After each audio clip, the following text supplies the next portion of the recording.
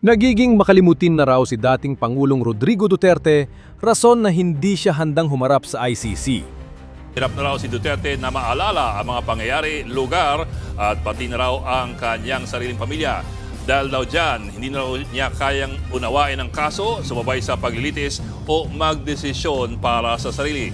Git pa ng kanyang abogado, kahit gamutin pa raw, hindi na babalik ang kakayahan ng dating Pangulo at mas lalo pa siyang hihina. Kaya naman ang hiling ng defense team, huwag nang ituloy ang confirmation of charges laban kay Duterte. Sa September 23, magsisimula ang pre-trial ni Duterte sa International Criminal Court dahil sa kasong crime against humanity sa mga patayan sa Davao nung mayor pa siya at sa war on drugs nung presidente siya. Magiging mahaba at mahirap na proseso ito at siguradong maraming usapin ang lilitaw. Paano kaya ito ihahandle ng International Criminal Court at ng bansa? Ano ang expectations nyo sa resulta nito?